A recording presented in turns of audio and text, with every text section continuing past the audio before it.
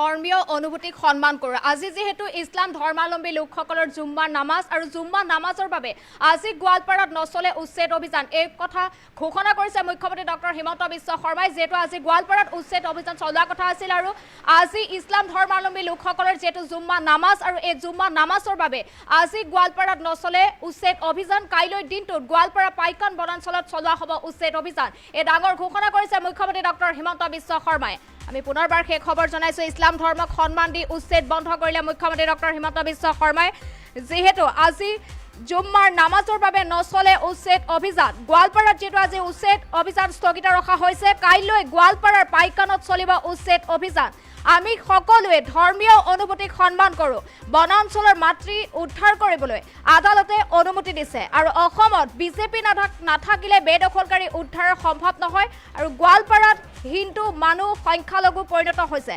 বৰপেটাৰ বাঘবৰচৰৰ পৰা মানুহৰ প্ৰব্ৰজনৰ ফলত একোটা অঞ্চলত সংখ্যালঘু হ'ল বুলি মন্তব্য কৰিছে, ডাঙৰ মন্তব্য কৰিছে মুখ্যমন্ত্ৰী ডক্টৰ হিমন্ত বিশ্ব শৰ্মাই। তেওঁ কৈছে যে আজি ইছলাম ধৰ্মাৱলম্বী লোকসকলৰ জুম্মা নামাজ আৰু ইছলাম ধৰ্মক সন্মান জনাই উচ্ছেদ বন্ধৰ ঘোষণা কৰিছে মুখ্যমন্ত্ৰী ডক্টৰ হিমন্ত বিশ্ব শৰ্মাই। যিহেতু আজি গোৱালপাৰাত উচ্ছেদ অভিযান স্থগিত ৰখা হৈছে আৰু কাইলৈ গোৱালপাৰা পাইকানত চলিব উচ্ছেদ অভিযান আৰু মুখ্যমন্ত্ৰীগৰাকীয়ে ডাঙৰ মন্তব্য কৰিছে যে আমি সকলোৱে ধৰ্মীয় অনুভূতিক সন্মান কৰোঁ। বনাঞ্চলৰ মাটি উদ্ধাৰ কৰিবলৈ আদালতে অনুমতি দিছে আৰু অসমত বিজেপি নাথাকিলে বেদখলকাৰী উদ্ধাৰ সম্ভৱ নহয়।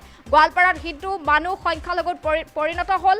বৰপেটা বাঘবৰচৰৰ পৰা মানুহৰ প্ৰব্ৰজনৰ ফলত একোটা অঞ্চলত সংখ্যালঘু হ'ল হিন্দু আৰু এনেদৰে ডাঙৰ মন্তব্য কৰিছে মুখ্যমন্ত্ৰীগৰাকীয়ে আৰু ইছলাম ধৰ্মাৱলম্বী লোকসকলক সন্মান জনাই আজি যি গোৱালপাৰাত উচ্ছেদ অভিযান চলোৱা কথা আছিল, উচ্ছেদ স্থগিত ৰখা হৈছে। কাইলৈ দিনটোত গোৱালপাৰা পাইকান বনাঞ্চলত চলিব উচ্ছেদ অভিযান। মুখ্যমন্ত্ৰী ডাঙৰ মন্তব্য কৰিছে, মন্তব্য আগবঢ়াইছোঁ।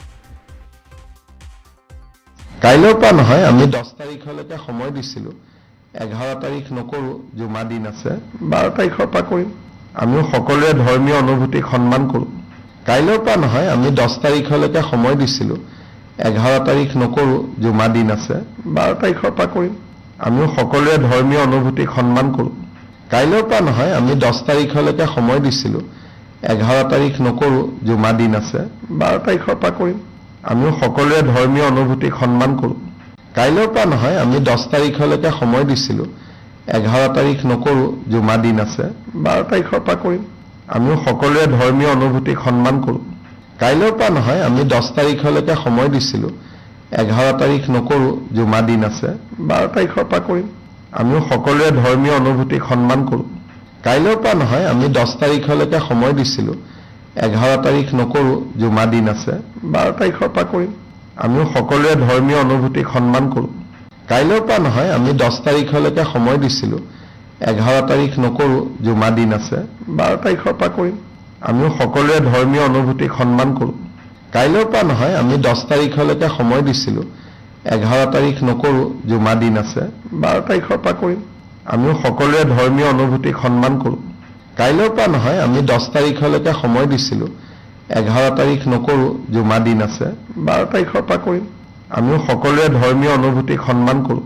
কাইলৈৰ পৰা নহয়, আমি 10 তাৰিখলৈকে সময় দিছিলোঁ। 11 তাৰিখ নকৰোঁ, জুমা দিন আছে, 12 তাৰিখৰ পৰা কৰিম। আমিও সকলোৱে ধৰ্মীয় অনুভূতিক সন্মান কৰোঁ। কাইলৈৰ পৰা নহয়, আমি 10 তাৰিখলৈকে সময় দিছিলোঁ।